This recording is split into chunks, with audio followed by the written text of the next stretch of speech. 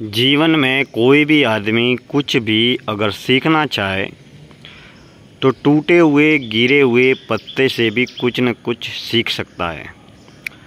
और अगर सीखना न चाहे या सीखने के प्रति, कुछ पाने के प्रति, कुछ हासिल करने के प्रति उसके प्रति जुनून या उत्साह नहीं है तो वह खिले हुए पुष्प से भी कुछ भी न तो सीख सकता है और न ही कुछ पा सकता है।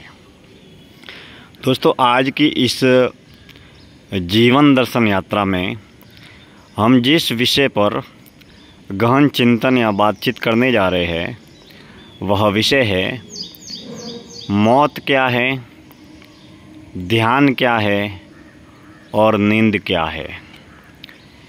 मौत, नींद और ध्यान यह मानवीय जीवन की अलग अलग अवस्थाओं के उपनाम है। मौत जीवन की आखिरी असली घटना है जो जीवन के आखिरी समय में हम अपनी मौत से परिचित होते हैं, अर्थात हम अपनी मौत से साक्षात्कार करते हैं या मौत की आखिरी घटना से रूबरू होते हैं। लेकिन यह घटना जीवन के आखिरी पलों में होती है जब मौत के वक्त हमारी देह प्राण से, आत्मा से और चेतना से अलग हो जाती है और हमारा मन भी तब मिट जाता है। अर्थात मन और देह दोनों के मिटने की प्रक्रिया और प्राण की, आत्मा की या चेतना की अलग होने की घटना को हम मौत कहते हैं। लेकिन यह जीवन की सबसे आखिरी अवस्था है। मौत की घटना जब तक घटित नहीं होती तो मौत के पहले की जो पूर्व अवस्था है वह पूर्ण रूप से आंतरिक, अंतर्मुखी, आत्मकेंद्रित एकांत यात्रा है। इस यात्रा में व्यक्ति अपने किए हुए कर्मों से और जिए हुए जीवन के माध्यम से उपजे हुए विचारों से सबसे ज़्यादा परिचित होता है, रूबरू होता है। अब विषय ये है कि मौत से पहले की जो अवस्था है वो पूर्ण रूप से शांत, एकांत, आत्मकेंद्रित, अंतर्मुखी यात्रा है। उस वक्त केवल व्यक्ति के पास में व्यक्ति का देह होता है, देह के साथ में व्यक्ति के प्राण होते हैं, मन होता है, बुद्धि होती है, विचार होते हैं, होश होता है और विचार और विकार होते हैं। अर्थात चेतना होती है, देह होती है और विचार होते हैं। विचारों के अलग अलग प्रारूपों को हम देखें तो हम पाएंगे कि बुद्धि ही विचार है, विकार भी एक तरीके के विचार है। विचारों के अलग अलग रूपों को हम विकार कह सकते हैं, जिसमें पंच विकारों में काम है, क्रोध है, लोभ है, मोह है, अहंकार है। अब मौत की जो अवस्था है वो पूर्ण रूप से व्यक्ति की एकांत अवस्था है। जब तक देह से प्राण नहीं होते, अलग नहीं होते या मौत की घटना घटित नहीं होती तब तक व्यक्ति पूर्ण रूप से एकांत अवस्था में होता है। अर्थात एक ऐसा खतरनाक एकांत, जीवन का एक ऐसा मुश्किल भरा एकांत जिससे शायद कोई भी व्यक्ति बहुत ही कम परिचित होता है। कारण ये है कि हम जन्म के बाद में पारिवारिक, सामाजिक, व्यावसायिक जीवन जीते हैं और सारे संबंध घर, परिवार, व्यापार, जीवन, संसार की जुड़ी हुई ज़रूरतों से ही उलझे रहते हैं। अब प्रश्न यह उठता है कि मौत के साथ में हम मानते हैं कि मौत की घटना घटित होने से पूर्व मौत और मौत से पहले की जो अवस्था है वह पूर्ण रूप से एकांत की अवस्था है, आत्म केंद्रित अवस्था है, अंतर्मुखी अवस्था है। मगर प्रश्न यह उठता है कि मौत के साथ में जो नींद की अवस्था है, नींद की अवस्था में भी व्यक्ति 24 घंटे में कम से कम 8 घंटे, 10 घंटे, 12 घंटे या 6 घंटे प्रतिदिन रात्रि में सोता है, विश्राम करता है। अब नींद की अवस्था को भी बहुत सारे लोग मौत का ही एक प्रारूप मानते हैं, क्योंकि जब भी हम नींद में होते हैं तब नींद की अवस्था में हमारे विचार बंद हो जाते हैं, हमारी पंच कर्मेंद्रियाँ कार्य करना बंद कर देती है, हमारे पंच जो ज्ञानेंद्रियाँ है वह भी नींद की अवस्था में कार्य करना बंद कर देती है। अर्थात हम पूर्ण रूप से बेहोशी की अवस्था में होते हैं और जीते हैं। हम जहाँ सोए हैं उसके बारे में बेखबर होते हैं। हम बाहरी क्रियाकलापों के बारे में, हम बाहरी घटनाओं के बारे में, हम बाहरी सांसारिक विचारों के बारे में पूर्ण रूप से निष्क्रिय भी होते हैं और बेहोशी भी होती है कि उस समय हम नींद की अवस्था में होते हैं। उस समय हमें कोई भी खबर, भान या ध्यान नहीं होता है। अब नींद की अवस्था के साथ में अगर हम ध्यान की अवस्था का आकलन या मूल्यांकन करें तो दोस्तों, ध्यान अपने आप में अपने आप से मिलने की, अपने आप को जानने की, अपने आप को पहचानने की एक अनूठी प्रक्रिया का नाम है। अर्थात जीवन को खोजने का एक अनमोल हथियार भी है और जीवन को तलाशने का, जीवन को जानने का एक अनमोल रहस्य भी है। क्योंकि ध्यान अपने आप में, जो व्यक्ति ध्यान करता है वह व्यक्ति सबसे ज़्यादा अपने आप को जानता है, पहचानता है, समझता है। हम घर में, परिवार में, व्यवसाय में, शिक्षा में, पारिवारिक, सामाजिक, सांसारिक जीवन में हम दुनिया को जानने का प्रयास करते हैं। लोग क्या करते हैं, समाज क्या करता है, संगठन क्या करता है, ये क्या करता है, वो क्या करता है, कौन कहाँ क्या कर रहा है इत्यादि के बारे में हम जानने पहचानने का प्रयास करते रहते हैं। और हमारा समय और जीवन की संपूर्ण ऊर्जा शक्ति बाहरी दिशाओं में खर्च होती है और बाहरी बहिर्मुखी दिशाओं में ही सक्रिय होती है। अब मुख्य सवाल ये उठता है कि हमने ताउम्र व्यक्ति और पदार्थों को पाने में अपनी संपूर्ण ऊर्जा शक्ति और समय को खर्च कर दिया, जीवन को भी खर्च कर दिया या नष्ट कर दिया, लेकिन अपने जीवन को अपने लिए कितना जाना, पहचाना और समझा, अपने आप के लिए हम कितना समय दे रहे हैं। बेशक हमें अपने घर के लिए, परिवार के लिए, समाज के लिए, धर्म के लिए, राष्ट्र के लिए हमें अपना समय ज़रूर देना चाहिए, क्योंकि ये हमारा दायित्व है, कर्तव्य है। क्योंकि पारिवारिक, सांसारिक, सामाजिक, व्यावसायिक जीवन में तमाम तरीके के कर्तव्य का निर्वहन करना बेशक आवश्यक है। लेकिन महत्वपूर्ण सवाल ये उठता है कि हम अपने आप को, अपनी आत्मा को, अपनी चेतना को, अपने मन को, अपने देह को, हम अपने आप को अपने कल्याण के लिए, अपने जागरण के लिए, अपने आत्मज्ञान के लिए या आत्म कल्याण के लिए या आत्म जागरण के लिए हम कहाँ, कब, कितना समय दे रहे हैं। इस विषय में जब हम मौन और ध्यान की यात्रा को तय करते हैं तो सचमुच हम अपने आप के बारे में जानने लगते हैं, पहचानने लगते हैं।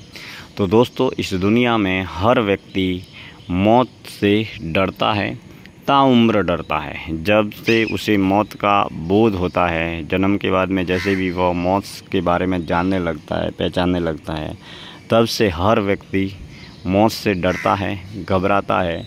आप पाएंगे कि 60 साल, 70 साल, 90 साल या 100 साल की उम्र हो जाएगी, व्यक्ति रोगी अवस्था में खाट पर पड़ा पड़ा सड़ रहा होगा, लेकिन वह व्यक्ति भी मरना नहीं चाहता।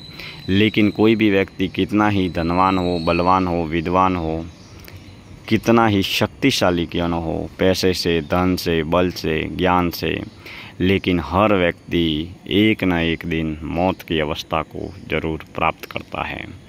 अब विषय चल रहा था कि जिस तरीके से मौत की अवस्था है, ठीक उसी तरीके से हमारी जो नींद की अवस्था है और उसी तर्ज पर हमारी ध्यान की अवस्था है। तो ध्यान की अवस्था भी एकांत की अवस्था है, मौत से पूर्व की अवस्था भी एकांत की अवस्था है और नींद की अवस्था भी एकांत की अवस्था है। नींद की अवस्था में हम जागृत रूप से नहीं होते, हम सक्रिय नहीं होते, वह अपने आप में एक बेहोशी की अवस्था है। लेकिन अगर हम ध्यान का अभ्यास करें तो ध्यान के जरिए व्यक्ति जब भी ध्यान करता है, मान लीजिए कोई 10 मिनट ध्यान करता है, कोई आधे घंटे करता है, कोई घंटे करता है, कोई 2 घंटे करता है, कोई 3 घंटे करता है, कोई 4 घंटे करता है, कोई 6 घंटे करता है, तो ध्यान अपने आप में एकांत की अवस्था है, अपने आप को जानने पहचानने की यात्रा है। क्योंकि ध्यान करते वक्त कोई भी व्यक्ति आसन लगाकर शांत एकांत वातावरण में बैठ जाता है और आसन लगाने के बाद में वह आँखों को बंद कर देता है और शांत एकांत वातावरण होता है, तो वहाँ पर कानों के जरिए किसी भी तरीके की कोई आवाज़ भी नहीं आती है। अर्थात हम न तो कोई देखते हैं, न सुनते हैं, न बोलते हैं। जब और तमाम तरीके के कार्य करना भी बंद कर देती है, चलना फिरना, घूमना, बोलना, देखना, सुनना सब बंद हो गया। तो ऐसी अवस्था में जब सुखासन की स्थिति में पालती मारकर जब हम आसन लगाकर बैठते हैं, तो जब सब कुछ बंद हो गया और सब कुछ करना जब हमने बंद कर दिया, तो हम अपने विचारों को तो बंद कर सकते नहीं, क्योंकि ऐसा कोई दरवाज़ा नहीं है जिसे बंद कर दिया और हमारे मन में विचार आने बंद हो जाए, और वो भी हम जागृत अवस्था में हैं। तो उस वक्त जैसे ही जितने भी हमारे विचार आते हैं, उन विचारों को हम देखते रहते हैं। पूर्ण रूप से होश और सजगता पूर्वक जब विचारों को देखते रहते हैं, तो ध्यान का अभ्यास करना अपने आप में अपने आप को जानने, पहचानने, समझने और खोजने की यात्रा है। और मैं तो यहाँ तक मानता हूँ कि ध्यान का अभ्यास मौत का एक तरीके से पूर्व अभ्यास भी है, क्योंकि मौत जब भी होगी तब भी आपकी पंच इंद्रियाँ कार्य करना बंद कर देगी, देखना, सुनना, बोलना सब कुछ बंद हो जाएगा। आपके पास में आपका मन रहेगा, आप चल नहीं पाएंगे, घूम नहीं पाएंगे, बोल नहीं पाएंगे, देख नहीं पाएंगे, कुछ भी कर नहीं पाएंगे, लेकिन आपका मन, आपकी बुद्धि, आपके विचार, आपका ज्ञान, आपका चेतना और आपका होश आपके पास में रहेगा। ऐसी स्थिति में अगर आप ध्यान के जरिए ही अपने आप को परिपक्व बना देंगे, उस मौत की अवस्था जब भी आएगी,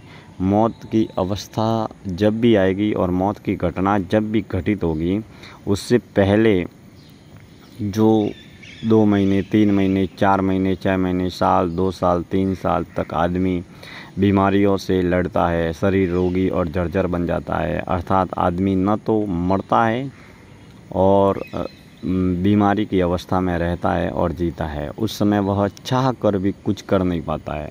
बोलने की इच्छा होती है, देखने की इच्छा होती है, सुनने की इच्छा होती है, कुछ करने की इच्छा होती है, लेकिन शरीर में बल नहीं होता है। लेकिन मन हमारे पास में होता है, हमारा होश हमारे पास में होता है, हमारी चेतना हमारे पास में होती है। ऐसी स्थिति में यह जो ध्यान की अवस्था है, यह अपने आप में उस मौत की अवस्था में रहने और जीने की पूर्व तैयारी हम मान सकते हैं, या पूर्व परीक्षा भी इसे मान सकते हैं। क्योंकि मौत की घटना जब भी घटित होगी तो घर वाले, परिवार वाले, समाज वाले, डॉक्टर, हॉस्पिटल, दवाइयाँ, ऑपरेशन, ये सब होंगे, लेकिन यह बाहरी क्रिया है।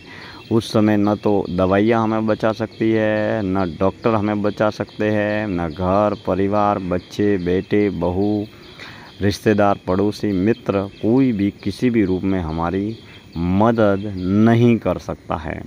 क्योंकि उस समय जीवन में कोई भी व्यक्ति कितना भी धनवान क्यों न हो, धन की एक पाई भी, एक पल भी खरीद नहीं सकती।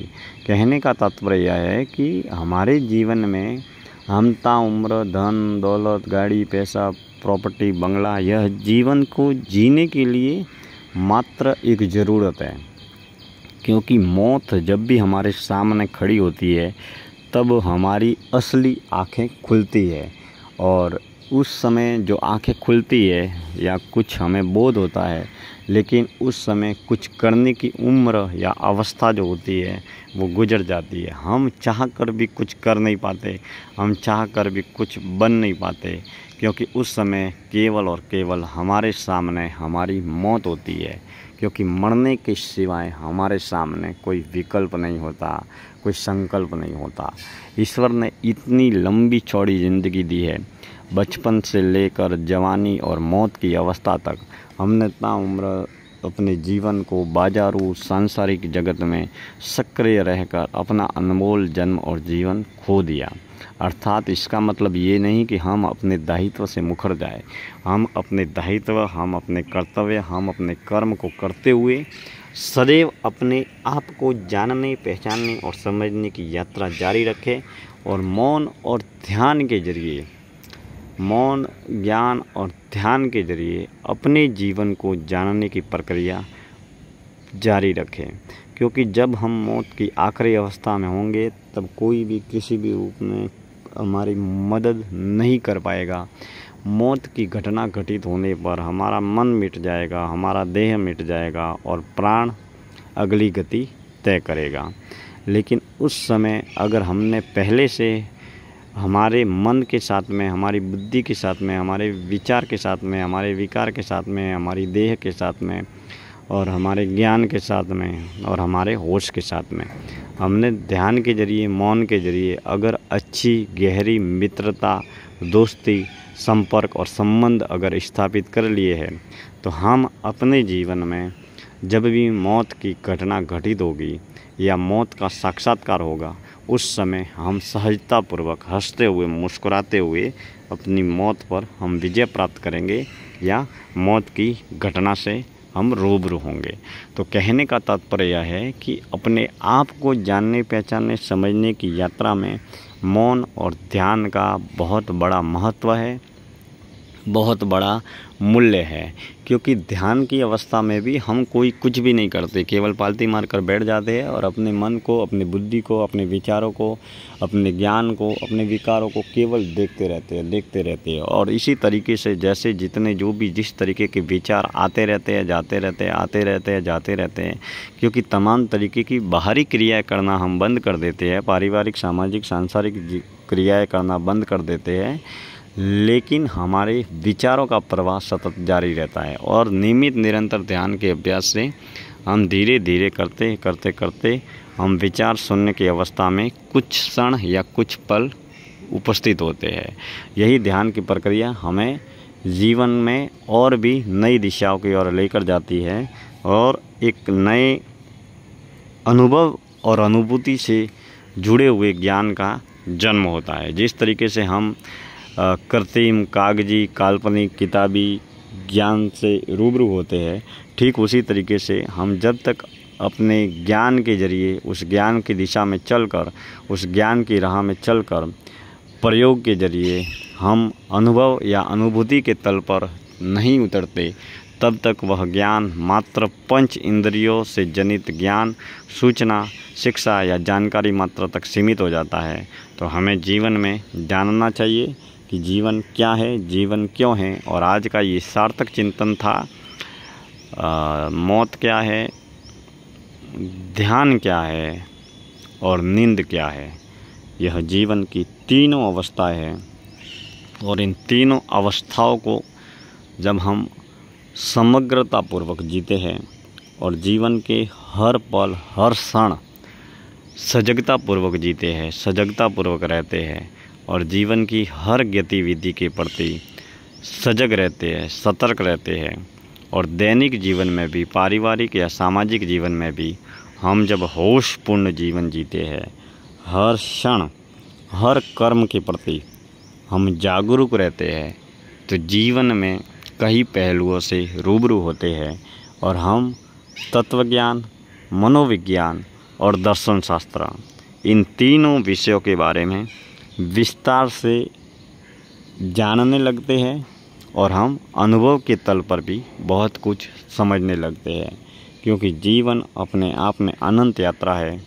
हर पदार्थ जो धरती पर बना है वह अलग अलग गति के जरिए रूपांतरित होता है, जिस तरीके से हम मानते हैं कि मान लीजिए किसी पदार्थ की बात करते हैं तो किसी लकड़ी को मान लिया, तो पेड़ की कोई लकड़ी है, वह पेड़ के ज़रिए, बीज के ज़रिए पेड़ बनता है और पेड़ के ज़रिए ही लकड़ी बनती है।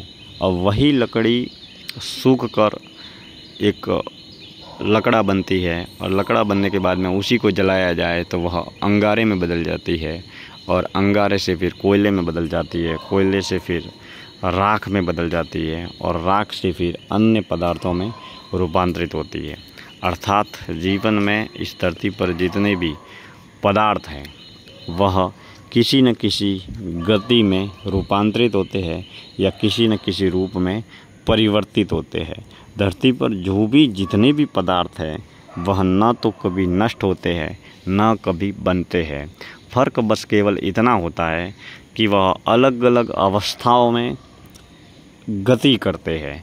मान लीजिए एक पानी का ही हम अगर उदाहरण लेते हैं तो पानी जो होता है वह पानी भाप भी बनता है। जब भाप बनता है तब वह तरल अवस्था में होता है और जब वही पानी जब बर्फ़ बनता है तो ठोस अवस्था में होता है और वही पानी जब भाप बनकर हवा में उड़ता है तो हवा बन जाता है और तरल अवस्था में वह पानी की अवस्था में होता है और वही पानी जब बर्फ़ बनता है तो ठोस अवस्था में होता है। अर्थात पानी वो का वो है, केवल अवस्था बदल जाती है, केवल व्यवस्था बदल जाती है। समय, काल और परिस्थिति के अनुरूप जीवन में तमाम पदार्थ बदलते रहते हैं और हमारे जीवन में भी हमारी इच्छाएं, हमारी तृष्णाएं, हमारी कामनाएं, हमारी वासनाएं समय, काल, परिस्थिति के अनुरूप बदलती चली जाती है। अर्थात जब हम बचपन में होते हैं तब हमारे जीवन के लक्ष्य अलग होते हैं, कार्य भी अलग होते हैं। फिर हम किशोरावस्था में होते हैं तब हमारे जीवन का लक्ष्य और कार्य अलग होते हैं। जवानी में जीवन के कार्य और लक्ष्य अलग होते हैं और बुढ़ापे में भी जीवन के कार्य और लक्ष्य अलग होते हैं। जीवन के लक्ष्य में नियमित निरंतर रूपांतरण घटित होता रहता है और इसी तरीके से हमारी देह में भी रूपांतरण घटित होता रहता है, क्योंकि हमारी देह भी प्रतिपल प्रतिक्षण बदल रही है। तो कहने का तात्पर्य यह है कि सृष्टि के जितने भी पदार्थ हैं ये भी बदल रहे हैं, हमारी देह भी बदल रही है और हमारे मन के विचार भी बदल रहे हैं। कहने का तात्पर्य यह है कि जीवन क्षणभंगुर है, क्षणभंगुर होने के साथ में परिवर्तनशील भी है और नियमित निरंतर गति करना ही जीवन है। और इस गति के साथ में हमने हमारी देह में, जब तक हमारी देह में हमारी आत्मा है तब तक हमने अपनी आत्मा को जितना जाना, जितना पहचाना, जितना समझा, जितना खोजा, उतना अपने जीवन के मूल्य और महत्व को समझा। क्योंकि पशु, पक्षी, जीव जंतु, जानवर, कीड़े मकोड़े, इनमें न तो बुद्धि होती है न ज्ञान होता है। एकमात्र मानव का जीवन ही ऐसा जीवन है जिसमें हम अपने जीवन को समझ सकते हैं, पहचान सकते हैं, खोज सकते हैं, कई नए पहलुओं के बारे में विस्तार से चिंतन कर सकते हैं। केवल चिंतन ही नहीं कर सकते, उन तमाम पहलुओं और रहस्यों की खोज भी कर सकते हैं। तो दोस्तों, आज की इस जीवन दर्शन यात्रा का मैं प्रातःकाल की पावन वेला में समापन करता हूं और कल हम किसी और नए विषय को लेकर सार्थक चिंतन और बातचीत करेंगे। हम अगले विषय में इस विषय पर बातचीत करेंगे कि जिस तरीके से बैठकर पालती मारकर आंखें बंद करके हम घंटे, 2 घंटे, 3 घंटे ध्यान करते हैं, ठीक उसी तरीके से दैनिक पारिवारिक सामाजिक जीवन में व्यापार करते हुए, कारोबार करते हुए, घर, दुकान, ऑफिस के समस्त कार्य करते हुए किस तरीके से सजगतापूर्वक हर क्षण हमें ध्यान की अवस्था में रहना चाहिए या जीना चाहिए, या फिर बगीचे में, खेत पर, गांव में, गली में, मोहल्ले में चलते हुए, घूमते हुए, बोलते हुए किस तरीके से चलते चलते ध्यान करना चाहिए। इस विषय में अनुभव से जुड़े हुए कई प्रयोगों को लेकर हम YouTube पर बातचीत करते रहेंगे। दोस्तों, हमारे YouTube चैनल का नाम है दिनेश्वर माली ऑफिशियल और इस YouTube चैनल पर वर्तमान में करीबन 551 वीडियो जो ज्ञान, ध्यान, धर्म, दर्शन, आध्यात्म पर आधारित है और इसका चिंतन इन वीडियो में आपको देखने को और जानने को मिलेगा। दोस्तों, मैं दिनेश्वर माली आप सभी का तहे दिल से हार्दिक आभार व्यक्त करता हूं। आप हमसे जुड़े हैं और जीवन से जुड़े हुए कई सार्थक चिंतन हम करते रहेंगे। आप हमारे इस जीवन दर्शन यात्रा से भी जुड़े रहे। आप मिले या ना मिले कोई बात नहीं, लेकिन इस वाणी विचार के जरिए प्रसारित होने वाली YouTube के माध्यम से इस जीवन दर्शन यात्रा से जुड़े रहे। दोस्तों, तमाम बातें हम जीवन से जुड़ी हुई और जीवन के अनुभव से जुड़ी हुई और जीवन में वास्तविक रूप से केवल किताबी कागजी काल्पनिक ज्ञान न होकर हम जीवन की वास्तविक यात्रा, यथार्थ यात्रा और अनुभव के तल पर की जाने वाली यात्रा के तमाम अनुभवों को, तमाम कार्यों को, तमाम प्रयोगों को, तमाम अनुभूतियों को इस जीवन दर्शन यात्रा में साझा करते रहेंगे। आप हमसे जुड़े हैं, यह हमारे जीवन का सौभाग्य है। आज का यह दिन मंगलमय हो, इन्हीं शुभकामनाओं के साथ में मैं दिनेश्वर माली आप सभी का तहे दिल से हार्दिक आभार व्यक्त करता हूँ। बहुत बहुत धन्यवाद।